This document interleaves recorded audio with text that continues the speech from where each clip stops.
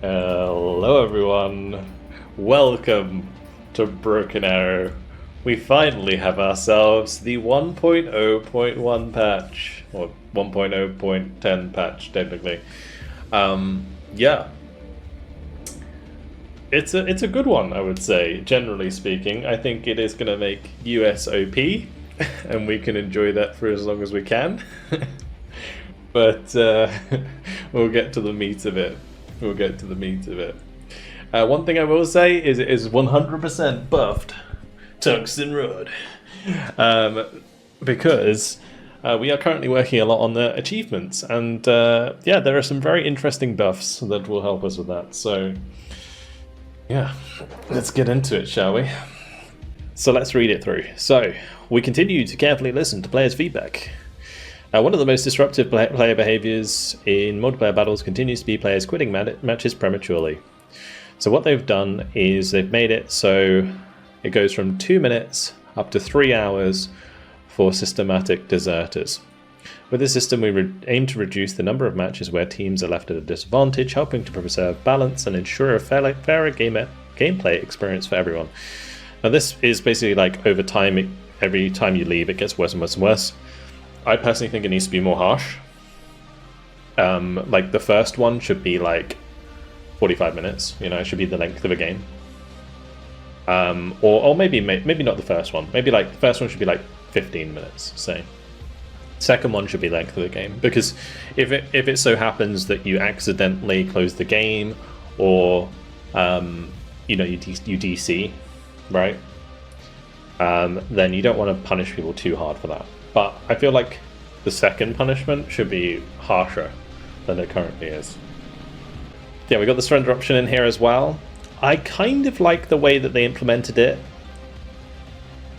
So there is now a surrender vote, which can be initiated after 5 minutes of gameplay. Voting lasts for 30 seconds after the results are calculated automatically. A clear majority of votes within the team is required to succeed. To prevent abuse, a new vote can only be started after 5 minutes of the previous one. So I like that they've already done that, which is good.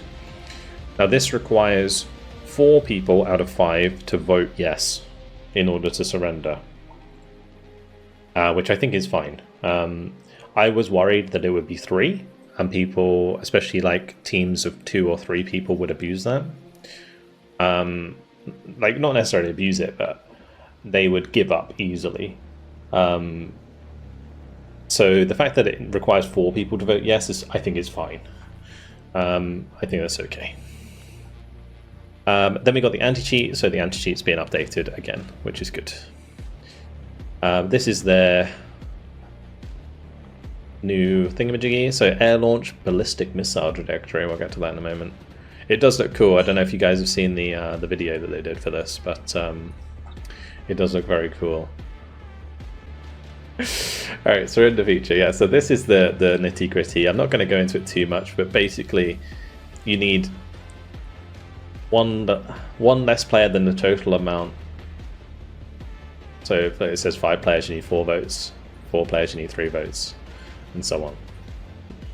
And then penalty for deserter goes 2 minutes, 5 minutes, 15. I think it should be 10 minutes, 45 minutes, 3 hours, 1 day, 1 week, 1 month, something like that.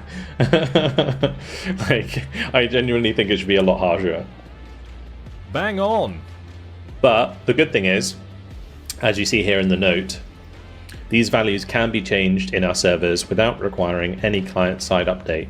If we consider these values ineffective or too harsh, we will tweak them. So that's good. This is really good. I like the way that they've implemented this, because it means that, you know, you're not... They'll probably make it more steep. Okay, other new features. Laser designation order now keeps in memory which target was designated if the line of sight is broken. If the target becomes available again, it will be designated again automatically. The laser designation order can be given on a unit out of range or behind an obstacle. This will put this target in memory, and it will be designated automatically if the parameters became correct. This is insane for precision strikes because you can like pre-designate like a T-14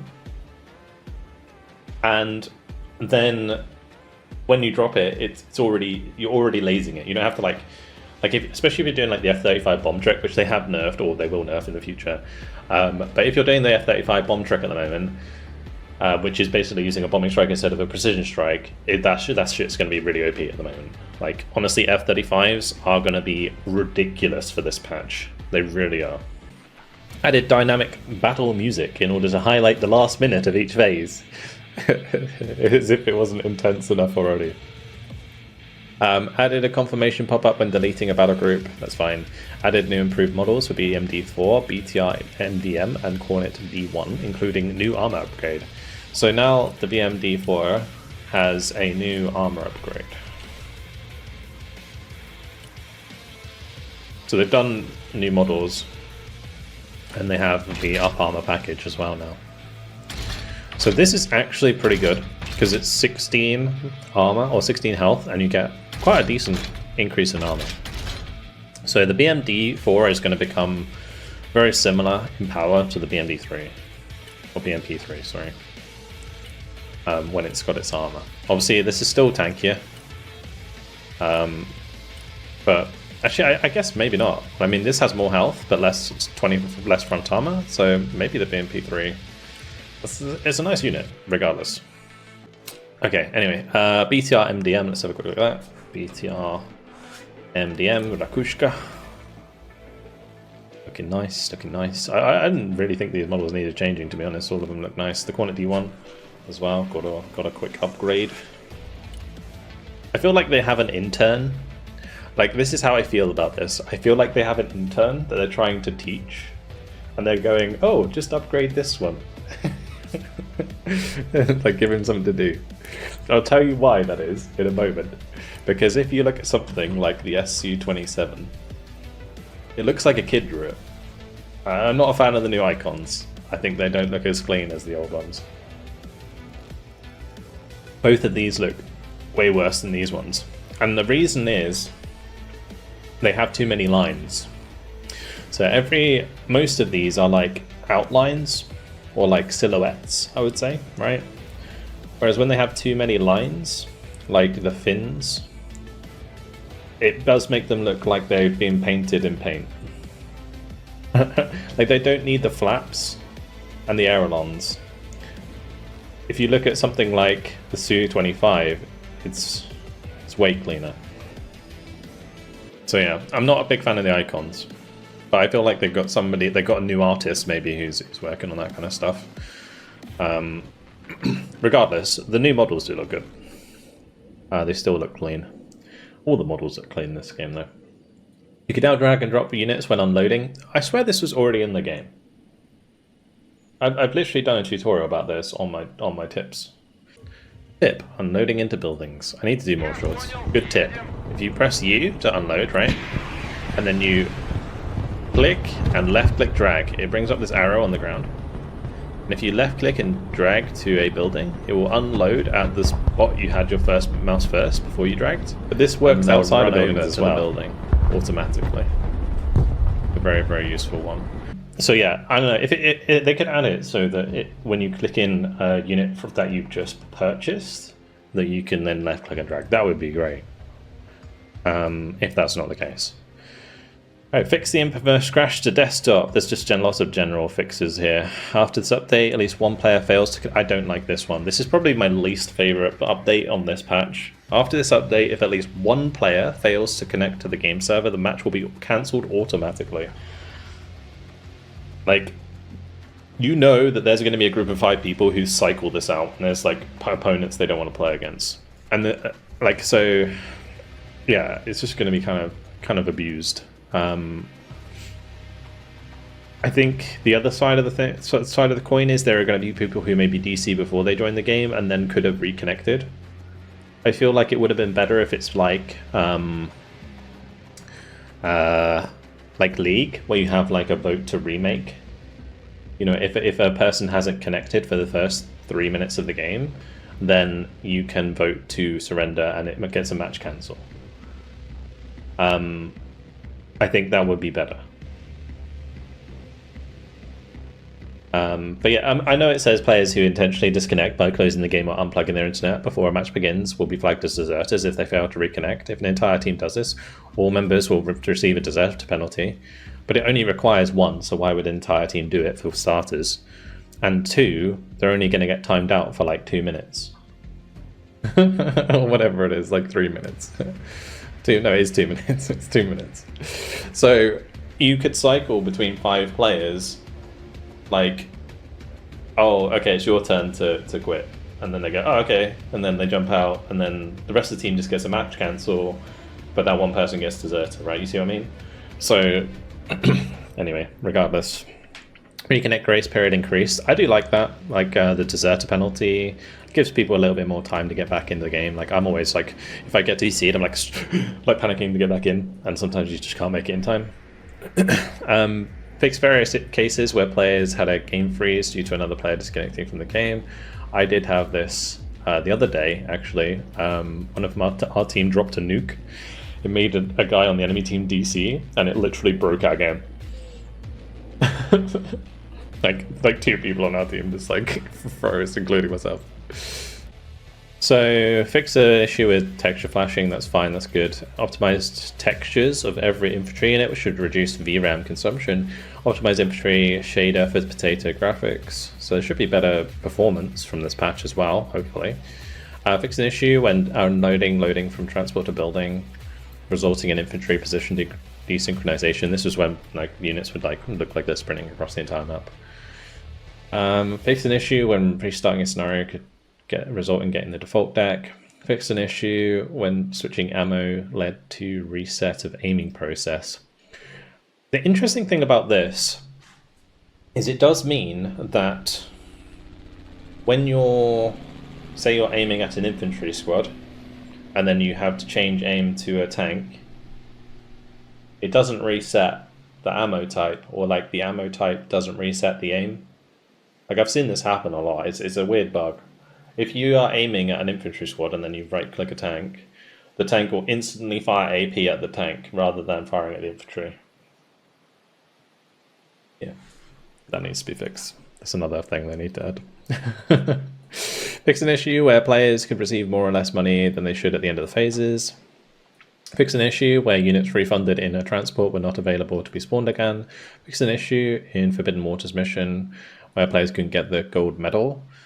So you can get all the gold medals now for the campaign. There was nobody who ever had the gold medals for the campaign. Now I saw somebody on my Discord who managed to do it. So that's cool. It's just in time for us to do it. Fix an issue during the drawing phase where players couldn't see the icons. Fix various bugs. Fix an issue with nodes. I think a lot of this is not too important. Fix an issue where strafing order run order was inactive when a plane was out of ammo. So fix an issue in the reinforcement menu. If multiple similar units were coming back to the battle group after being destroyed or refunded, the timer indicator didn't necessarily display the shortest duration as it should have. Fix an issue where sprint's voice line was shouted by the units at the end of the sprint timer instead of the beginning. Fix an issue where camera movement was still enabled while having pause menu open. Okay. Fix an issue where AA with static radars were able to move with their radar turned on while returning to base. Fix an issue with friendly units labels blocking attack orders. Now the order is applied through ally labels. Okay. Fix an issue with the reinforcement menu having clickable areas in between the unit cards. This is such a good one. This used to mess with me so much.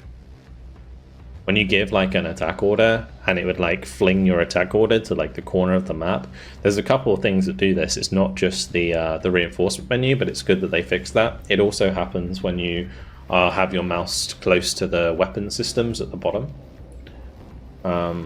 Hopefully, maybe that fixes both, but we'll see. Fixed an issue when square selecting multiple airplanes was resulting in incorrect data being displayed in the section panel of the unit. Fixed an issue where orders were blocked by invisible UI elements on the right side of the screen. Okay, so maybe, yeah, okay.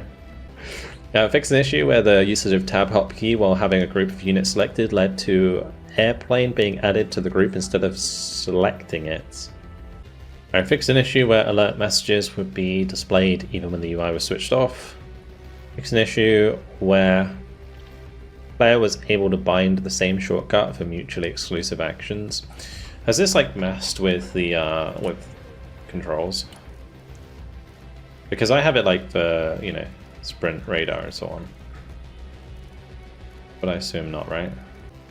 So, fixed an issue or multiple cases of lobby UIs being corrupted when joining it from the arsenal, the editor, or initial loading screen.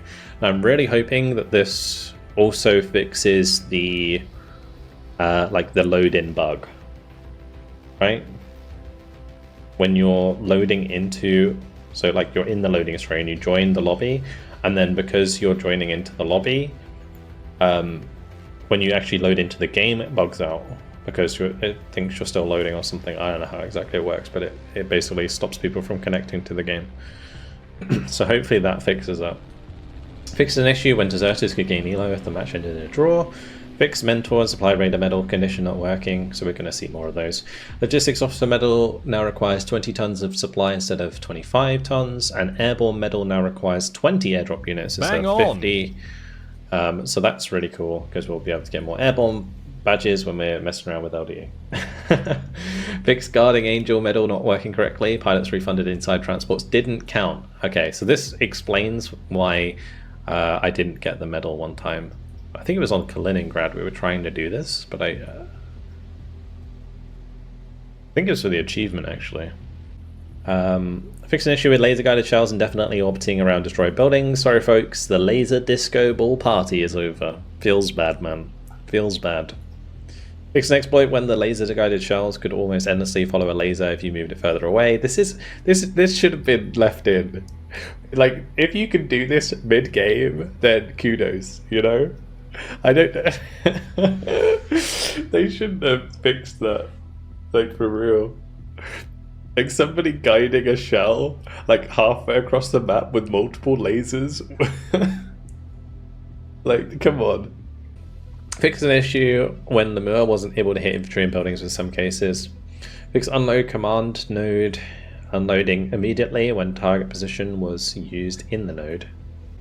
So it's just like fixing unload commands being unloaded at the wrong place, I assume. Fix an error that may occur when saving local copy of scenario. Fix LODs on KC. Fix gun turret on AH1Z. I see, it's a scenario editor. Okay.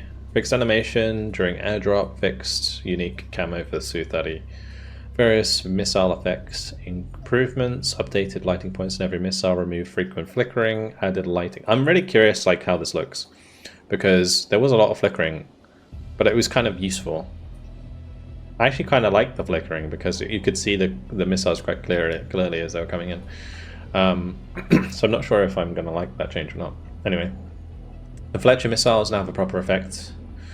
Updated night ambient on every map to improve contrast and readability. Improved day morning visual ambience. Various visual tweaks to the hangar scene and to the airport related objects.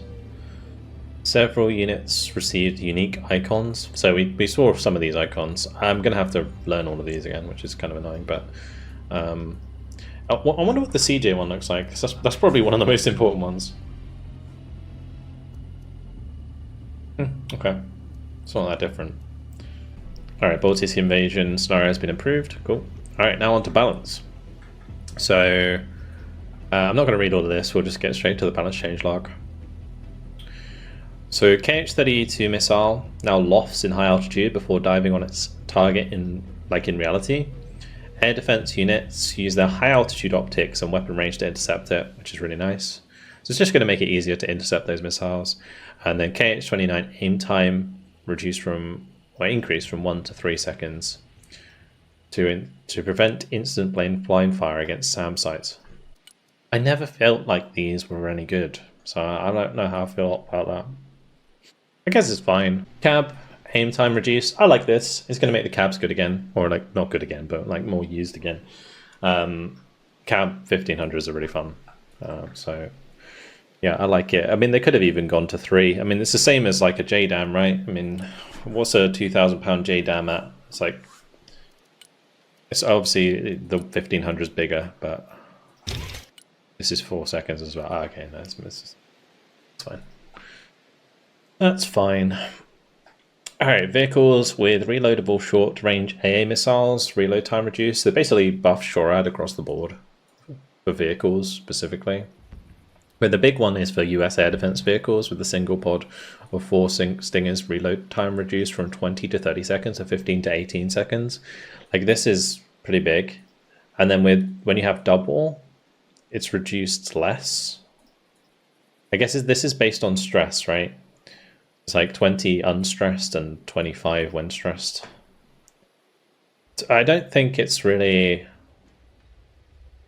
that big a deal. I mean, this is interesting because this is basically going to make it so that the 4 Stinger pod is better in a lot of cases. Something like the SHORAD, like the linebacker, for example, just SHORAD with Stingers. This is going to be faster reload. Never hits anything, so it doesn't matter. Yeah, true. Okay, big change. This is probably one of the biggest changes in this patch. Okay, but in my opinion, one of the most important changes. I literally was talking about this maybe on the weekend or whenever we last played multiplayer. So heat shell penetration increased from 400 to 600 millimeters. And the heat DP shell damage increased from 9 to 10. So this includes the M1A2 SEP 1, 2, and 3, and the M8 Thunderbolt. So the Abrams tanks experienced significant difficulties in combat against light vehicles with HGMs, as it required 3 shells to destroy them, losing in open combat. This change means that any vehicle with 16 HP and 200 armor or less will be destroyed in 2 hits instead of 3. So this is really, really big. Being able, like with the nerfs to the HGMs that you'll see in a minute, like the Kriz and the Sturm both got nerfs, you're going to be able to dodge a missile from a Kriz, pop out, shoot them, and you only have to do it twice and you kill it, which is massive. Like, it's such a big change for like US armor gameplay. Like SEP V3s and SEP V2s are going to be really cracked again, especially with like cluster nerfs over time. The only thing that I'm kind of scared about using heavy tanks now is the Su-33 is becoming very prevalent, and the Cab 1500s will be strong again. Time to go back to deck. Increase for units refunded with empty ammunition. So refunding ballistic cruise missile launchers after shooting will now make them unavailable for twice longer than resupplying them on the field. The possibility to refund units was always thought of a way for players to change their strategy during the match, not as an alternative to resupplying them on the field. So now, it's not as efficient to buy an Iskander, fire all 4 missiles and sell it, which is what I've been doing since the beta. I felt like this was one of the biggest feedback points that I had from the beta that was not picked up on at the time. Yeah, because it obviously wasn't the way that they intended stuff to be used, and things like I will still do this, but like on a map like Baltisk, where the spawns are actually quite close to the front line, you can literally buy in a HIMARS or an M270, fire them from the spawn for good effect, and just sell them again. And yeah, I like the way that they're kind of punishing that now. I think it's good. People will still use Iskanders, it's just yeah, I think it's good that they've done it finally. Alright, this is also something that I mentioned, which is really funny. I was talking about this with Benji and like some other guys he was playing with at the time. I was saying, I think it was like maybe 2 patches ago, what if we move the Pack 2 out of the armor? because this is like an indirect nerf to armor, because everyone's using armor special forces, armor airborne, like in the US games, right? And I was like, a way to nerf armor would be to take away the Pack 2. And I was like, but where do you move it? And they've moved it to Marines, which is, I think, a great choice. Great choice. I really like this a lot. Because we're achievement hunting, boys. And Tungsten Rock gets a buff from this one. Fuck yeah. So this is one of the big changes that it's gonna make my life so much easier.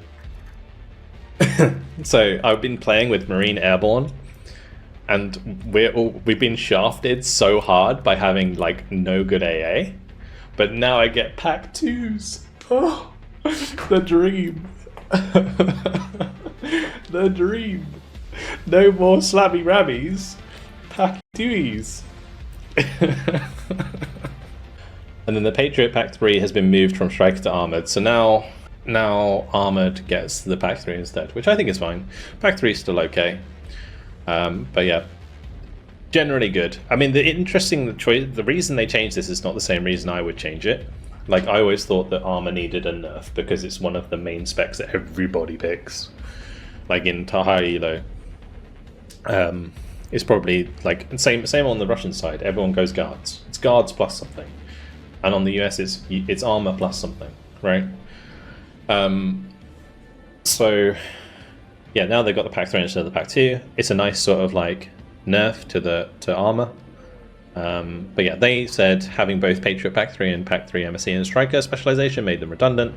By splitting the long-range AA capability between more US specializations, we make the faction easier to play without good team coordination, which is great, again, because there were times when I was always saying, oh, we need Pack 2s, but then we have no one bringing them out. Viper rocket loadout changed. So Vipers now get pods of 7 and pods of 19 for their rockets. Venom's unguided Hydra rockets have been replaced by bigger rockets.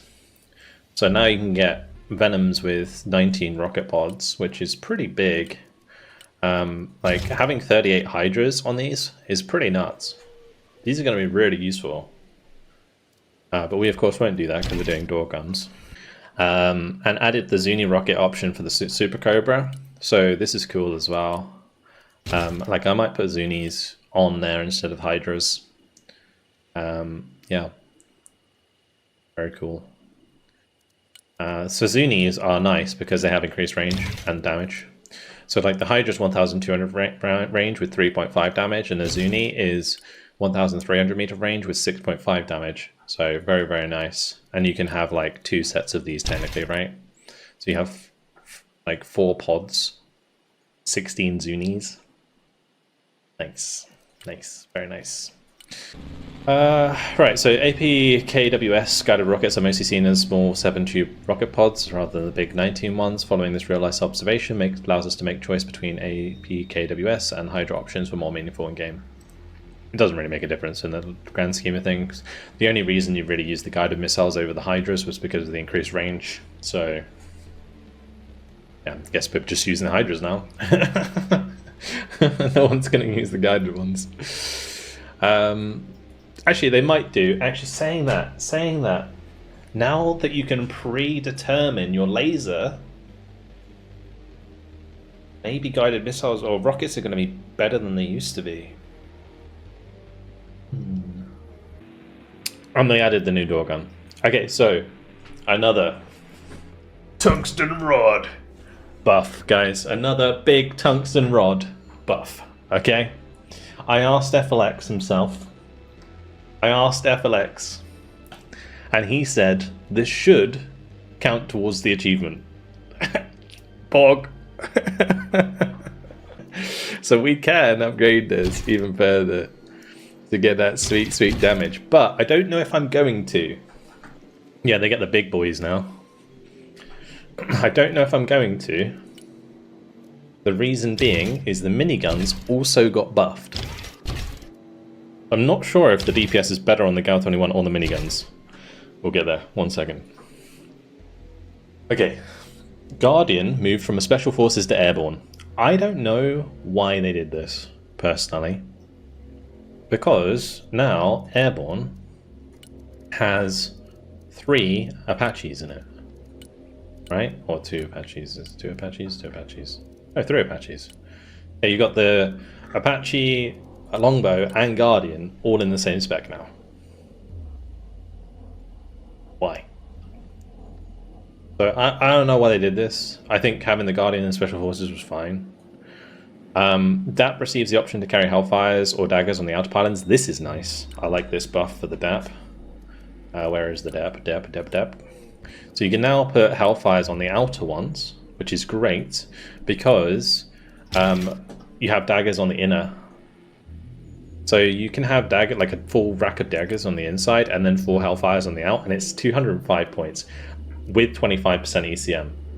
The only thing that's bad about the DAP is it doesn't have like the same health as an Apache, but it kind of gets one banged by like Tunguskas and stuff. But yeah, I think this is kind of nice because you're not paying so much for bringing in like 8 Hellfires. You're paying like way less, and you still get a decent amount of rockets. So I like that. I like that a lot. You can also like double up on daggers, which is another nice loadout. So you now have 48 rockets. So that's fantastic. Right, Guardian Hydropods option replaced by daggers, and then Apache longbow rockets replaced. So basically, and I think they just replaced the pods, right? Does that include that one? Placed by 7 times pods. Yeah, they just basically removed because people were basically running. Let me see. So people would run it like this, where you'd have like 2 types of rockets because they would fire twice as fast. But now obviously you're getting less. So I don't know. Yeah, the DAP has more ECM, yeah, than an Apache does. Oh yeah, the fuel tank looks weird. Yeah, that looks weird. But the thing is with the fuel tank is, I think realistically it would have been done for balance, like as in so it flies balanced rather than having weight on one side and not the other. But yeah, it's only cosmetic. The fuel tank's cosmetic. So yeah, the reason they changed this, so presence of the best AH-64 helicopter in the Special Forces specialization didn't leave anything outstanding to the airborne spec. So they changed this because they wanted to buff airborne, not because they wanted to nerf Special Forces, which is really strange to me. I don't think you needed to have the Guardian in airborne as well. Anyway, it doesn't really matter. This is important. So DAP transport capacity increased from 6 to 8. Huge, really nice, really nice. Actually going to make DAP useful as a transport helicopter. Blackhawks can now carry Marines because they have 13 slots instead of 12, so that's cool. Silent Hawks now can carry up to 14. This is going to be gross. Absolutely gross. So Silent Hawks are now going to be able to carry like a Ranger squad and like a Rangers more, or something crazy. Like there's going to be some insane combinations, and Silent Hawks running around the back of the map is going to be mental. I think you're going to have some spicy stuff inside those Silent Hawks. Oh gosh. When I actually get out of playing Marine Striker or whatever it is I'm playing at the moment all the time, we can have some good fun with these. So Venom infantry capacity increased from 8 to 9, but they increased the price from 65 to 70, which is kind of a nerf to the tungsten rod dream, but we're getting there. Like 9-man means they can carry Rangers, so that's nice. ISV infantry capacity increased from 8 to 9, so this is to accommodate for airborne getting a buff. So airborne are now 9-man squads, which means that the ISV now needs to have 9 seats, so they have nine boys in there. MTV trucking capacity increases from 16 to 18. A lot of these are just changes to sort of multiples of 9, because they've increased the size of airborne and weapon squad teams.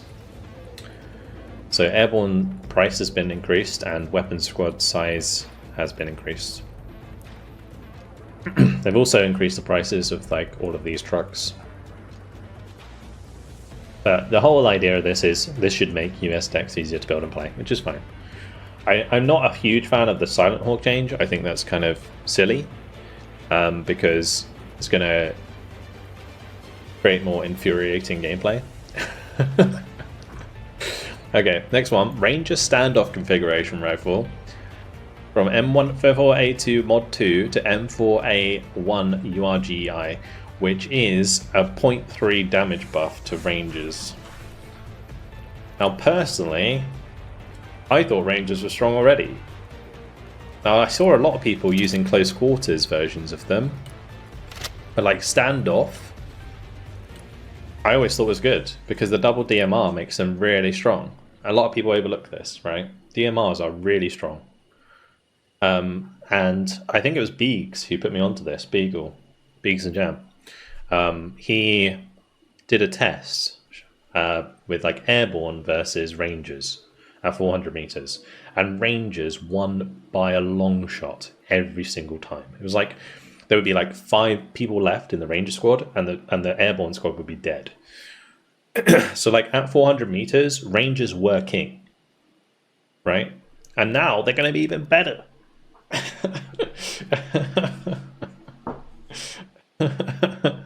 Like, I just think that this is pretty nuts change. I think these are going to be so good. Sturm S reload time increased from 5 to 6 seconds, and the Cornet increase reload time increased from 5 to 6. So yeah, these would reload. So these missile launchers can reload while guiding their missile, since they are not wire guided. This ability, combined with a fast reload speed, meant that the next missile was sometimes ready to fire before the impact of the previous, which is why chrysanthemums, more specifically, were very obnoxious.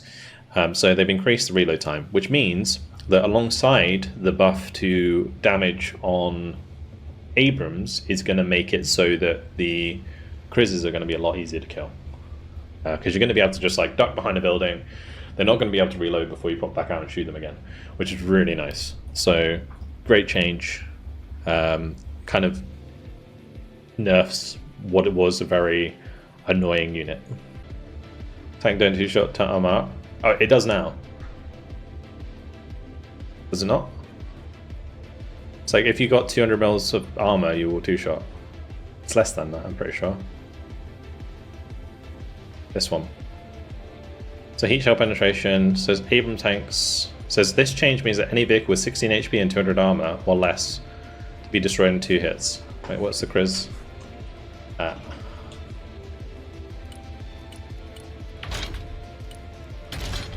Yeah, it should die. Oh, is it heat? Because it's heat damage? Ah, right, yeah, true. True. But yeah, I mean, the reload time's still really nice now, right? But yeah, that's good to know about the damage. I assume the Criz was included in that, but I guess it's not. Right, BMP3 option, additional smoke removed, and the BMP3F jammer upgrade price reduced, but the additional smoke removed. So like removing the smoke on these is always like gonna be a huge nerf. Like having 2 smokes was so obnoxious. I still think these are going to be good, right? BT armor upgrade increase in price. That's okay. So yeah, a lot of people started using the BT3F as like mega infantry droppers. Most of the time they'd run like a Moskaya Cherney in it, right? And then you kind of have both the things you need. So I don't mind it. It's just good enough. I always thought Moskaya were like really OP for a long time. Okay, anyway, new models, up armored version is nice. Frontal armor increased on the Cornet D1. Yeah, this is fine. I mean, we already kind of looked at that. Now this is another really nice one. So Sheridan received an additional smoke charge. Love it. Absolutely love it. I think the Sheridan is was already a sleeper of a unit. As long as you kept it out of like decent machine gun range, you could get some serious, like you always kept it like max range, machine gun range. It was really good. But yeah, so additional smoke charge is going to help you keep those alive. And then the Flyer getting an increase in hit points, and they've reduced the price of the autocannon. I was never a big fan of the Flyer, but now that that's going to be the same price with 1,000 meter range as like an Arsov with a grenade launcher, like if you look at like the Arsov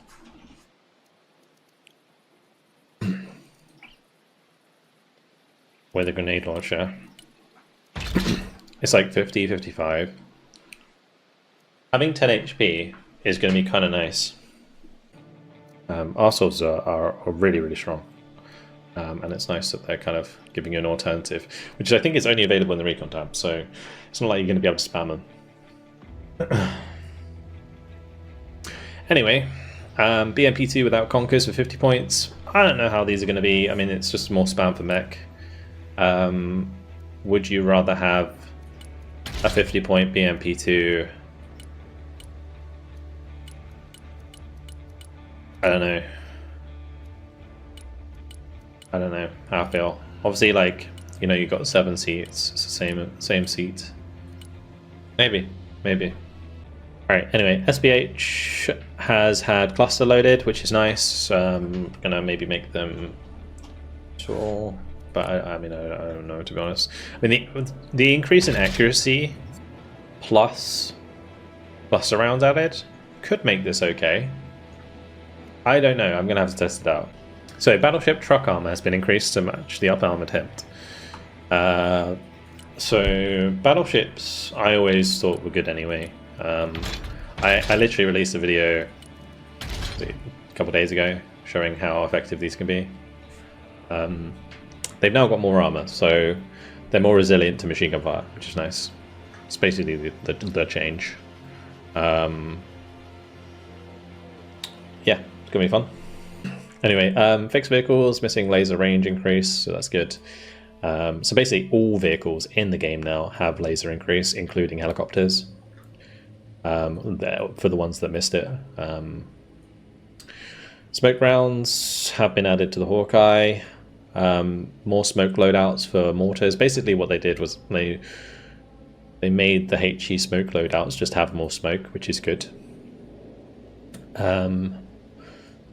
I'm not sure how I feel about this one. So the striker specialization, 250 points transferred from support category to infantry category.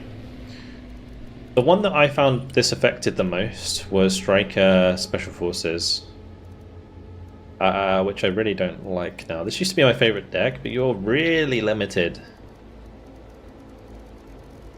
I don't like this at all. This is like one of my favorite decks. I don't know how I feel about it. Because I'm going to have to figure out how I'm going to run, especially since like striker M Shorads are like really expensive. So this is a huge one. So increase all 7.62 minigun range to 700 meters and damage to 0.9, and the area of effect has been removed. So they were configured to not do so much damage compared to the machine guns, but with an area of effect. This was unclear for the players, so this is why I tested it, because I was pretty sure this was the case. This was unclear for the players, and the UI was displaying the damage as cluster. As a rule of thumb, consider that a minigun has the power of 2 machine guns. So now I'm thinking, with the Venoms, do we run the 50 or do we run the machine gun or miniguns? Because if a minigun is supposed to be power of 2 machine guns, then maybe it's pretty good now.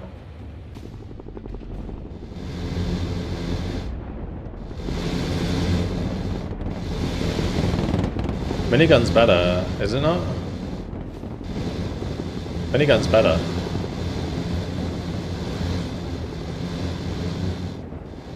Although the Gauss 21's better against infantry and buildings. So minigun's better against infantry in the open, looks like, just.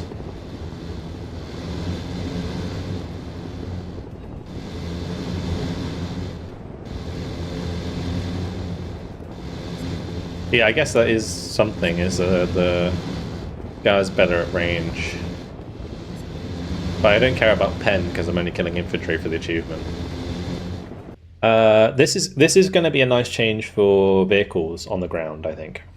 So TOS resupply time increased from 5 to 7 seconds per rocket, so 150 to 210, and TOS 1A from 6 to 10, which is 144 to 240 seconds total.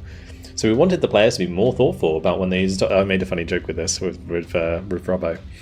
So we want the players to be more thoughtful about when they use the TOS. This is a powerful unit that can clean up an entire district of enemy infantry, but this should not happen every 3 minutes. But it should happen every 3.5 minutes. I think it is going to help TOSs be less oppressive, especially the longer range ones. I mean, that's an almost like extra minute right on top. So it's 4 minutes now for the TOS 1A. EX now has the option to carry the harm missiles on the outer pylons, and EX centerline and fuselage for weaponry have been merged into a single customization category. So basically you can now run 4 harms on an EX, but it is very expensive. Like if we go into the armory, F15 EX, you can now, let me just move myself out of the way. So you get harms, you get harms here with missiles. They probably run like the cheaper loadout with just Abrams, and then you can do 2 here. The only problem is you can't like remove the the fuselage weapons, which is kind of rough. So you're looking at a minimum of 455 points if you want to run 4 harms on an EX Eagle, which is very expensive. The only nice thing about this is you can now run like say you don't want to run harms, you just want to run like what would you run? Like a JSO, even like JASM. Run like I don't really know what I want to do here. To be honest, it's going to be pretty ridiculous regardless. I don't know how I feel about it. You can run like 4 harms and 3 JASMs for 565 points. Okay, the R27ER and AIM-7 Sparrow can now be guided to 2 on the same target and fired in quicker succession. So you need at least 4 of these missiles in order to do this. So it's kind of a useless buff. So you can run like 4 Sparrows on these. You can run 6 Sparrows. The trouble with Sparrows is they're just not that good. Like you're never really going to be running, like when I run this one, I run it like this with like. So if I could then fire 2 Sparrows at the same time, this would be fantastic for the cost. But yeah, I think at the moment it's just kind of doesn't really work. Like the R27ER is a different story completely, because if you go to like the Su-27, you can run like a lot of these, because they've added it so you can have 4. So you can run 8 R27s. So this then becomes kind of scary. Again, like if you manage to get this into range, it's going to rip. So mechanized kind of gets a reasonable fighter. You'd probably want to run 4-4, in my opinion. Like you'd probably want to run 4 R77s, 4 R27s. But it's gonna be good. Much better than it was. So I think the R27ER buff is better than the Sparrow buff, because nobody's really using the Sparrow over something like an AMRAM or a Gunslinger or whatever the Raptor gets, JATM.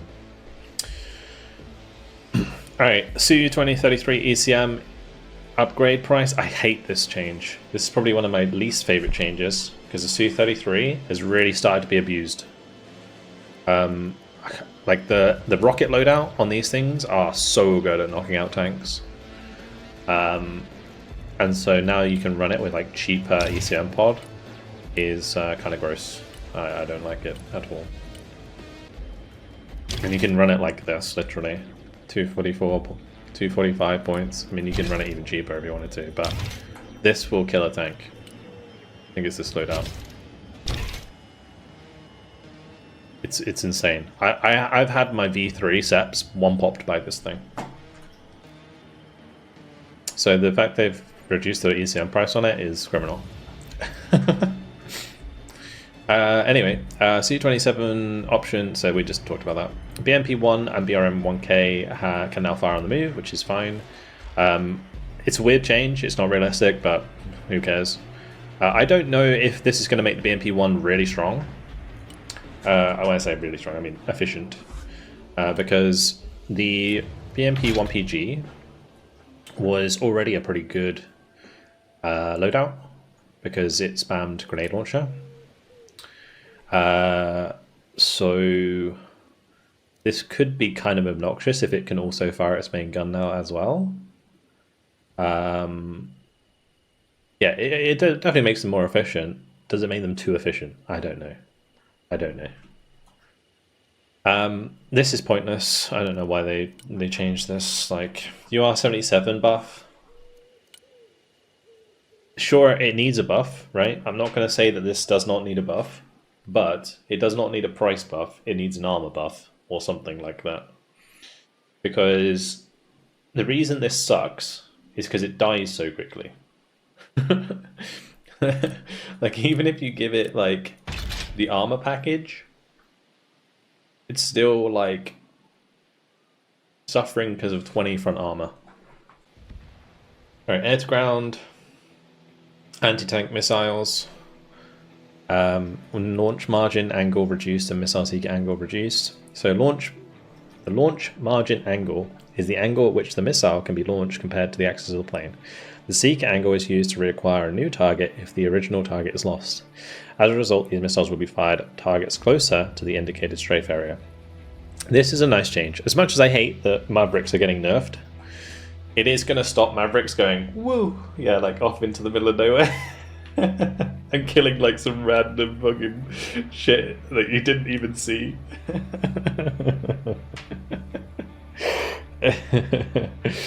Oh gosh. Okay, let's get through the rest of these. I mean, it's a good change regardless. F-35 availability has been reduced, but this is basically because of the bomb order. So bombing order is used instead of the precision strike order to bypass the aim time of the precision strike. Availability has been reduced as a stopgap measure until we develop a way to prevent this technique because of the laser changes. Like the laser changes where you kind of persistently laser something from a distance, you can like pre-choose your laser target. So the bomb is going to be so much easier to drop. Like doing a bomb order for F-35 is going to be so much easier than it was before. Like it was kind of a skill thing before, but now it's like with the laser changes, it becomes really easy, and it makes F-35s really strong. So, yeah. Anyway, Comanche is more easily spotted when firing Hellfires. I don't know why this is specific to Hellfires. I don't know if it's because previously Hellfires had less noise than Stingers, but regardless, I feel like Comanche should be spotted as soon as they fire, basically, right? So there you go. That's everything. We got there. 1 hour later. This is a great patch. Yeah, okay, yeah, I should probably like, give an opinion of the patch. I think overall, patch is great, but it's gonna, I feel like US is gonna, like, see this at the moment, it's gonna be like 51% US next time they do a patch, I reckon. I think US is gonna get really popular from this patch, and it's also going to be more powerful. Especially when it comes to like the laser changes. Although laser changes could also affect cabs as well. I think cabs, we're going to see a lot more laser guided bombs over the next few weeks.